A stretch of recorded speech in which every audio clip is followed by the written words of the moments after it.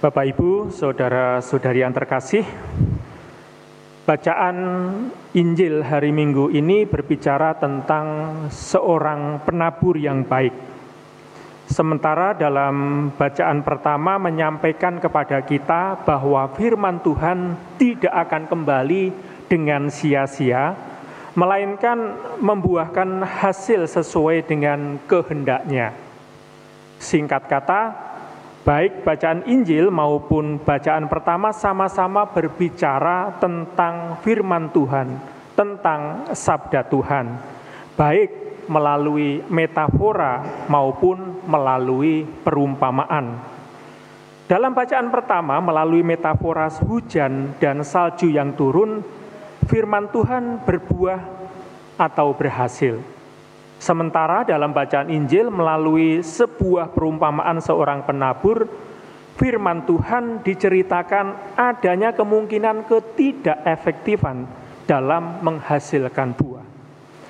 Pertanyaannya adalah, mengapa buah firman yang dikisahkan dalam bacaan yang pertama dan bacaan Injil berbeda? Perumpamaan tentang penabur mengajak kita untuk berefleksi tentang hubungan antara manusia dengan Tuhan. Dan hubungan tersebut difokuskan kepada sosok penabur yang menaburkan benih di semua tempat. Secara khusus, bagaimana penerimaan setiap orang atas inisiatif dari Tuhan atau Allah. Dalam setiap hubungan cinta menyiratkan sebuah kebebasan. Demikianlah hubungan Tuhan dengan manusia. Tuhan yang berinisiatif menaburkan benih sabdanya dengan berlimpah, namun Tuhan tetap menghargai kebebasan kita sebagai manusia. Kita bisa menerima atau kita bisa menolaknya. Penolakan kitalah yang membuat firman Tuhan tidak efektif atau menghasilkan buah. Nah, dinamika semacam ini tidak diceritakan di dalam bacaan pertama tadi. Kita bisa menyanyiakan anugerah yang Tuhan curahkan dalam hidup kita. Dan Injil memberikan contoh-contoh yang sangat konkret dan sangat jelas. Yang pertama, benih yang ditaburkan di pinggir jalan dihubungkan dengan pemahaman atau pengertian. Ketidakmengertian membuat si jahat merampas apa yang sudah ditaburkan di dalam hati manusia.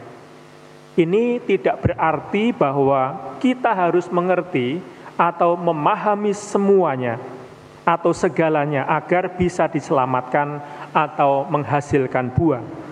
Tetapi yang mau ditekankan adalah pentingnya menjaga dan menginternalisasikan sabda Tuhan sehingga benar-benar menjadi pelita bagi langkah kita.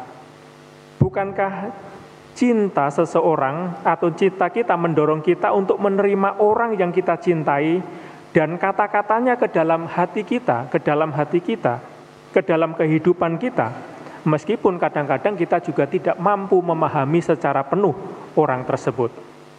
Hidup kadang memang membutuhkan tindakan iman yang muncul dari ketaatan iman, lebih dari sekedar pemahaman. Lalu yang kedua, benih yang jatuh di tanah berbatu. Ini terjadi ketika hidup dengan antusiasme yang dangkal, seperti nyala jerami yang dibakar oleh api, yang kemudian segera padam. Ada risiko menjalankan iman yang dangkal tanpa akar.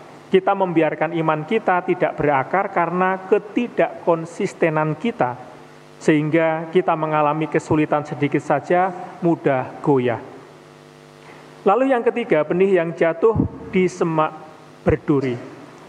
Ini terjadi ketika kehendak Tuhan itu berdampingan dengan hal-hal duniawi, entah itu kekayaan, kekuasaan. Nah, dalam hal ini kita perlu memperhatikan dengan jujur kecenderungan batin kita. Apa yang sungguh kita kembangkan di dalam hidup kita? Kehendak Tuhan atau kecenderungan untuk lebih mementingkan hal-hal duniawi? Dan yang terakhir, benih yang jatuh di tanah yang baik. Sabda yang disambut dengan sukacita, lalu sabda yang didengar dan dipraktekkan, dan sabda yang mengusir setiap dusta yang ada di hati kita untuk membawa kebenaran Kristus, sabda ini menghasilkan buah sejauh kita memberikan ruang untuknya, sejauh sabda tersebut menjadi pedoman dari setiap tindakan kita. Nah, saudara-saudari yang terkasih, apapun kondisi kehidupan kita di dalam menerima firman Tuhan itu, entah kita ini seperti jalan, lahan di pinggir jalan, entah kita ini seperti tanah berbatu, entah semak berduri, mari kita bersyukur bahwa Tuhan saat ini terus menabur tanpa henti dan selalu melihat dalam kehidupan kita tanah yang mampu menyambut dan berkembang, di mana tunas kecil sabda Tuhan itu akhirnya bisa tumbuh dan berbuah lebat. Menyambut benih Tuhan pertama-tama dengan sikap mendengarkan Dia dalam hati, dalam hidup kita. Karena seperti yang dikatakan oleh seorang teolog besar, Karl Rahner, dia mengatakan bahwa sebagai orang yang percaya kepada Kristus, kita ini adalah para pendengar firman Tuhan. Semoga dengan kemampuan mendengarkan ini, kita menjadi lahan yang subur bagi tumbuh berkembangnya firman dan sabda Tuhan. Tuhan memberkati.